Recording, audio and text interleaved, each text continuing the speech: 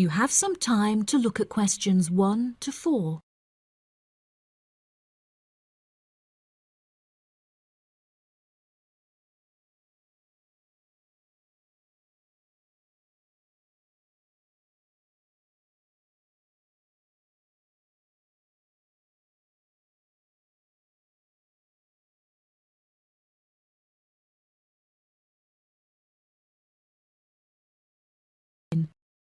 You should answer the questions as you listen because you will not hear the recording a second time. Listen carefully and answer questions 1 to 4. Good afternoon. You're through to reception at the Island Hotel in Crete. How may I help you today? Yes, hello there.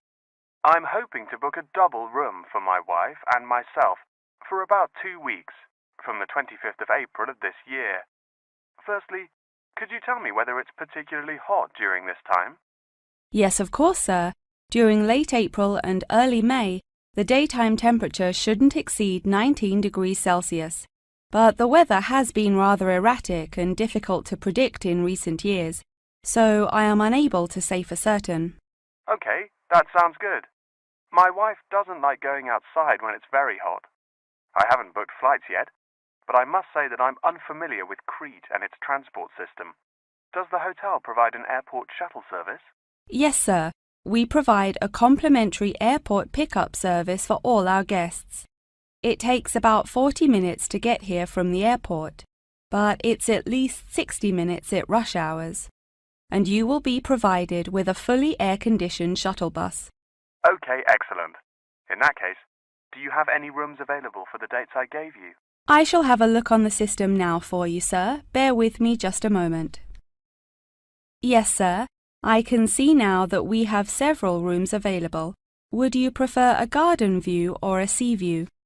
Well, ideally I would like a sea view room with a balcony, but of course that depends on the difference in price. Not to worry, sir. All of our standard double rooms have ensuite facilities and a balcony. If you would like one of our sea view rooms, there is a premium of €60 per night. Okay, so could you tell me the total nightly rate for a standard double room with a sea view? Yes, of course, sir. For the spring months, our rate is €216 per night. For 14 nights altogether, this will come to €3,024. Perfect. I also read on your website that the hotel has gym and spa facilities. Are there any other facilities on offer? Yes, we have a large outdoor infinity pool overlooking the ocean, with luxury sunbeds and a poolside bar. We also have 3 full-size tennis courts, where we run a popular doubles tournament, with the winner receiving 2 all-inclusive spa day vouchers. Goodness, I shall have to brush up on my tennis skills. Before you hear the rest of the conversation, you have some time to look at questions 5 to 10.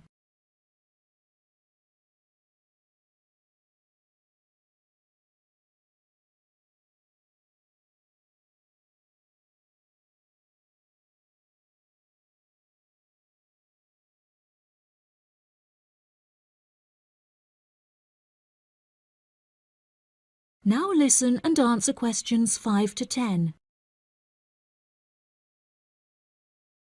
Are there any other activities organised by the hotel that we can partake in? It's just that it's our wedding anniversary on the 30th of June, and I would like to provide my wife with a perfect romantic getaway. I can assure you, sir, that your wife won't be disappointed. Ours is a 5-star resort, which is renowned for its luxury and beauty. In terms of activities, the hotel provides thrice-weekly entertainment. On Tuesdays, guests will take a minibus and partake in learning to cook succulent fish dishes with our Michelin-starred chef Enrique. The class will take place in a beautiful valley deep in the Cretan hills, where guests will be treated to an intimate piano performance by our in-house concert pianist Pedro. On Wednesdays, a select number of guests will be fortunate enough to explore the mountains by helicopter, before being transported to a tropical Cretan garden by shuttle bus. Finally, on Thursdays, after a fancy dinner, we provide a spectacular fireworks display, which guests can view from the comfort of a cable car. Oh, wow. That all sounds absolutely wonderful. I shall book the room now, and then I need to look at flights so as not to become extortionate. Would you like to take my details now or later? That is the end of part 1. You now have half a minute to check your answers.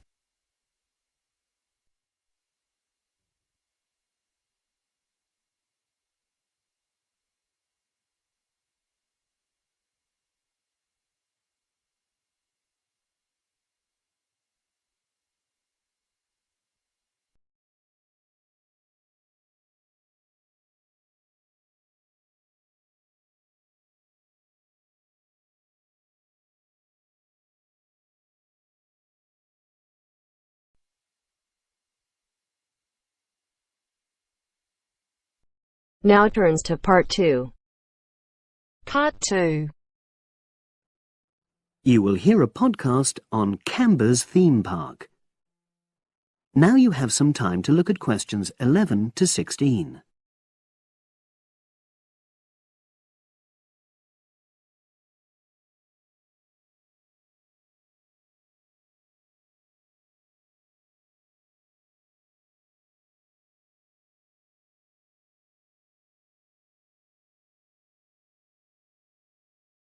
Now listen and answer questions 11 to 16.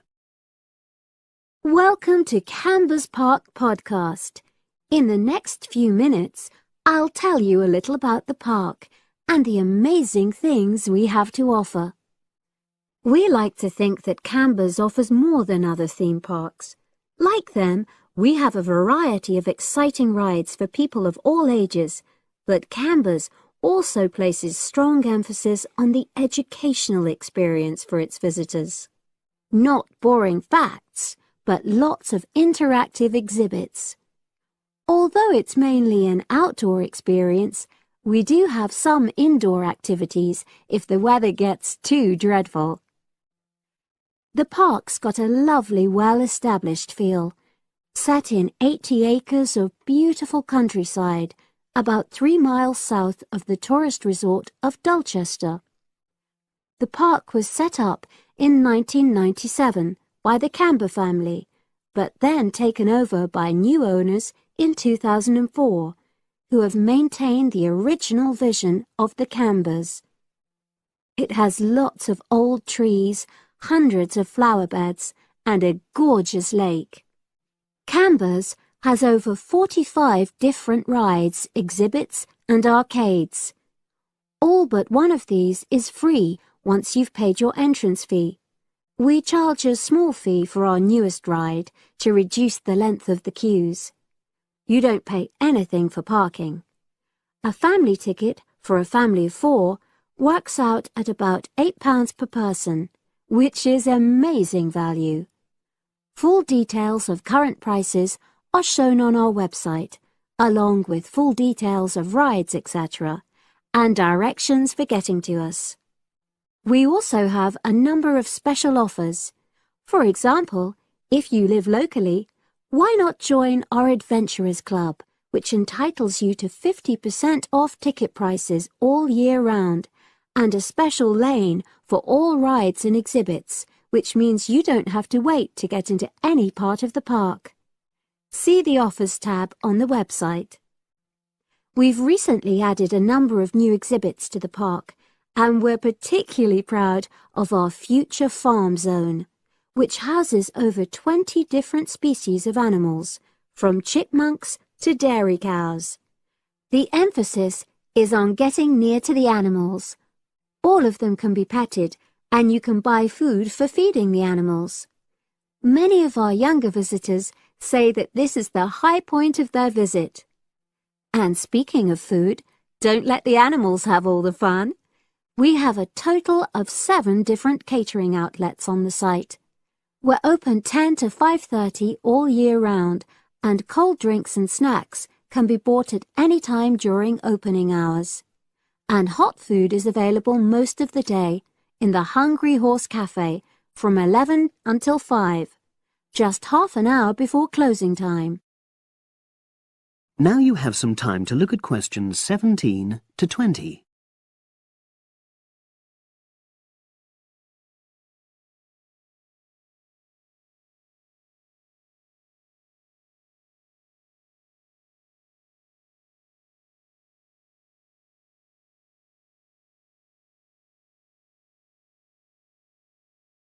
Now listen and answer questions 17 to 20. Now we want all our visitors to have an exciting time when they come to the park, but our first priority must be safety. Parents and guardians know their children's behavior and capabilities, but here at the park we have set certain conditions for each of the rides to ensure that all visitors get the maximum enjoyment out of the experience and feel secure at all times. There are 4 major rides at the park. Our newest ride is the River Adventure, which is designed to reproduce the experience of whitewater rafting. No amount of protective clothing would make any difference, so only go on this ride if you're prepared to get wet. Children under 8 can go on this ride, but all under 16s must have an adult with them. Not all of our rides are designed for thrills and spills. Our Jungle Gym roller coaster is a gentler version of the classic Loop-the-Loop, specially created for whole family enjoyment, from the smallest children to elderly grandparents, suitable for all levels of disability and health conditions. Carriages have comfortable seating for up to 8 people with safety belts for each passenger, which must be worn at all times. Sit back and enjoy the scenery. One of the best established and most popular of Canberra's rides is the massive swoop slide. Whiz down the polished vertical slide 9 meters in height and scream to your heart's content. There are no age or height restrictions. Be careful though, you must have on long trousers so you won't get any speed burns. And then there's the famous Zip Go-Kart Stadium with 16 karts, 8 for single drivers and 8 for kids preferring to ride along with mum, dad or carer. Take part in high-speed races in our specially designed Formula 1 style karts, but no bumping other karts, please. All riders must be above 1.2 meters because they have to be able to reach the pedals, even in the shared karts. Full details of all safety features are available on our website at www.camberspark.com. So come and make a day of it at Canberra's Theme Park.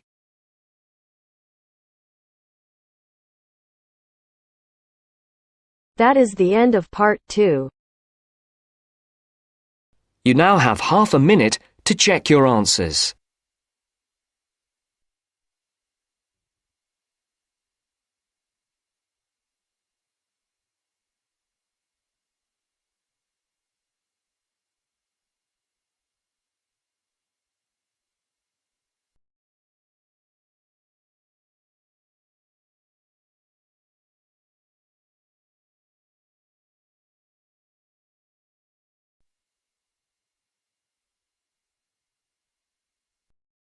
Now turns to part 3. Part 3. You will hear a conversation between a professor and a student talking about taking a course. First, you have some time to look at questions 21 to 25.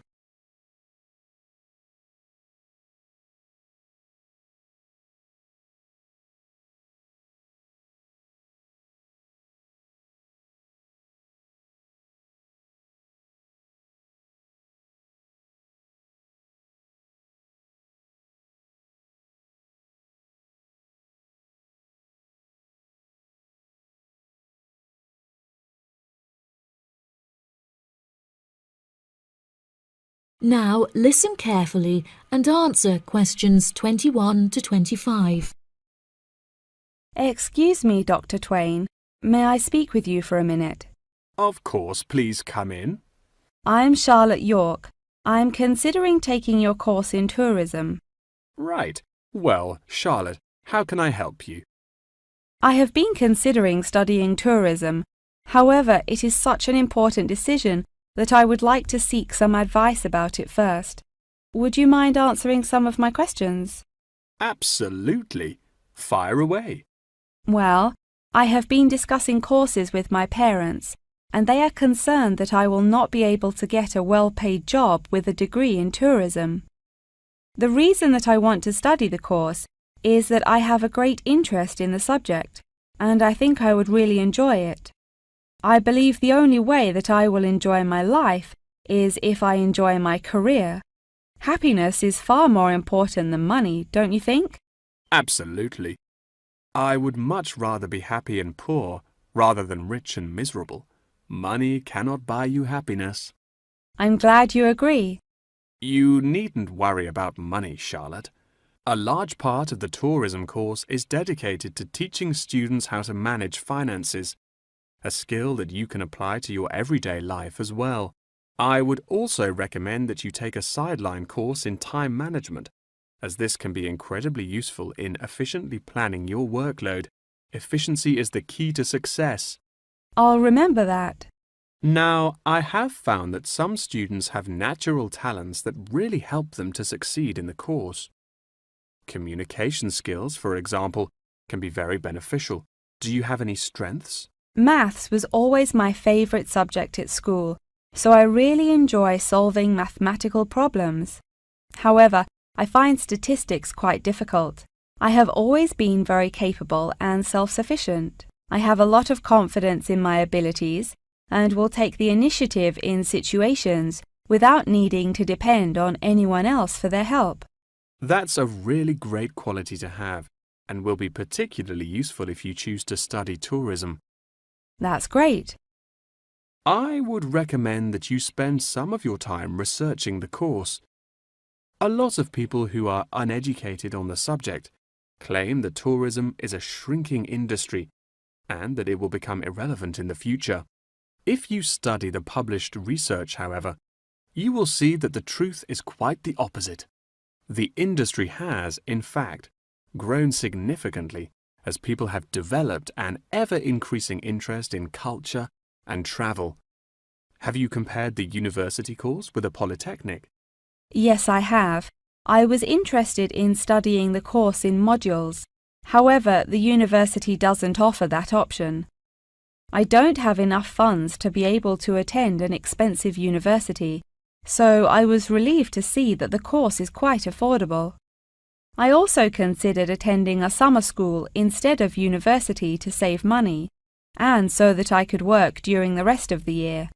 But I really wanted the university experience. I think that university would suit you well. Before you hear the rest of the conversation, you have some time to look at questions 26 to 30.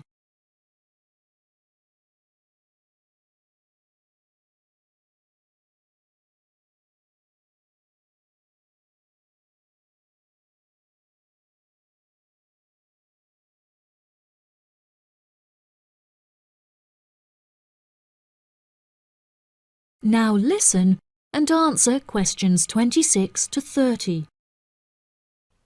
Now, what about the courses? Are you interested in any of the other subjects on offer? I have looked at a few. I was interested in travel and business as it sounds similar to tourism. That is really worth learning. However, be aware that it is difficult and will demand a lot of your time. Okay, that's good to know. You might find that Japanese is an interesting course and it will teach you valuable skills in speaking the language. Personally, it's not bad and could be of some help, but not that much. Okay, Japanese. Got that. What about medical care? Well, if you have time, the course will teach you a lot about curing diseases and illnesses or dealing with injuries outside, although it's not essential.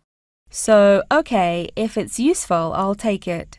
If you enjoy using technology and are worried about fulfilling the entry requirements, computing is very relaxed about the skills that applicants must possess.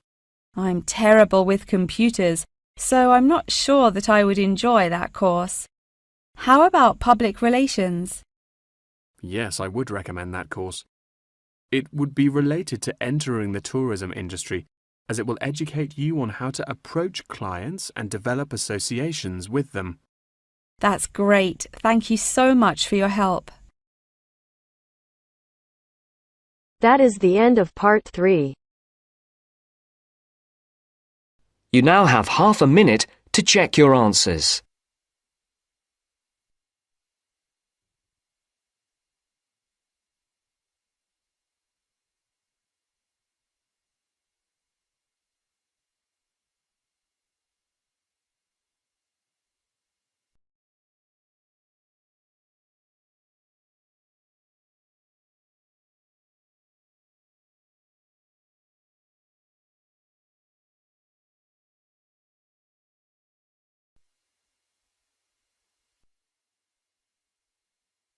Now turns to part 4. Part 4. You will hear part of a lecture about a place called Cuba Pedy.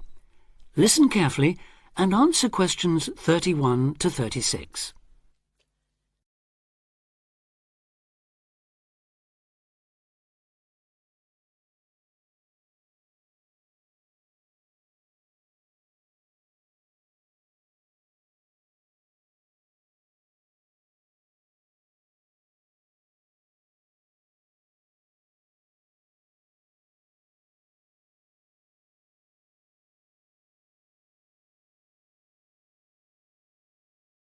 Listen carefully and answer questions 31 to 36. Good afternoon. Today, we're continuing this series of talks on the development of the Australian outback with a look at Cuba Pedy, the desert town of opal mines and underground living, which lies 860 kilometres north of Adelaide and 690 south of Alice Springs. The inaccessibility, harsh climate and almost total lack of water made it a highly unlikely place for human habitation. But that all started to change in 1915 with the discovery there of opals, the precious stones which seem to change colour according to their surroundings. Settlements were established following the First World War, when soldiers returning from the trenches of France brought with them the techniques of living below ground in dugouts. The depression of the 1920s and 30s led to many prospectors leaving, but the town boomed again in the late 1940s when shallow new opal fields were discovered, and immigrants from Europe arrived in large numbers after the Second World War.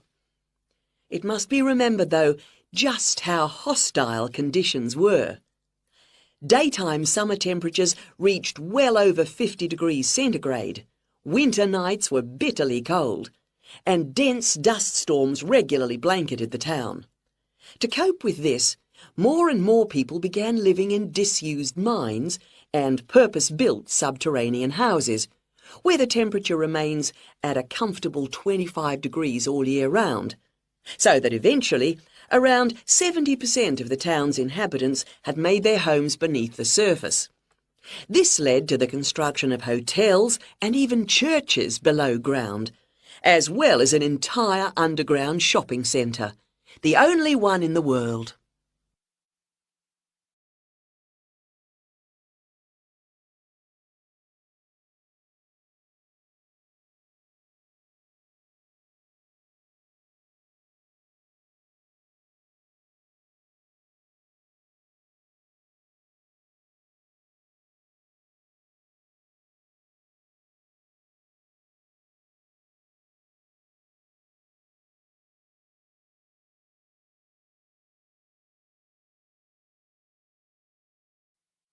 Now answer questions 37 to 40.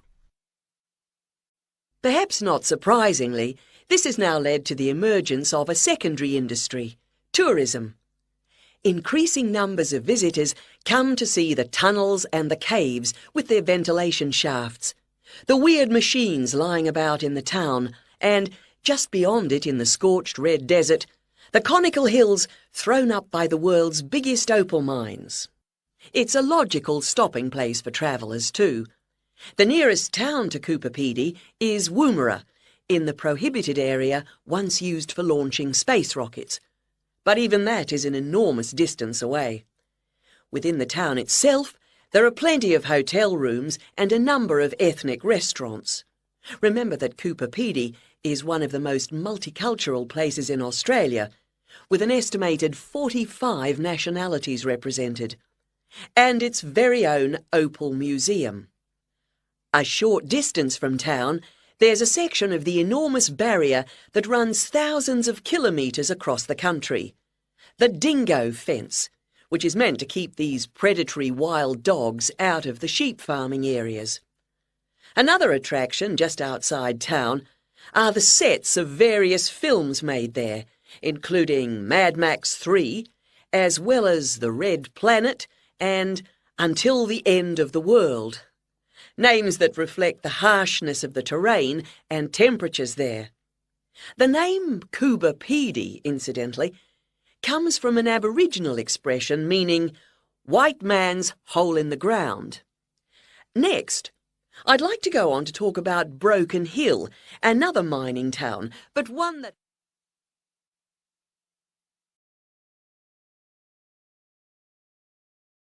That is the end of part 4. You now have half a minute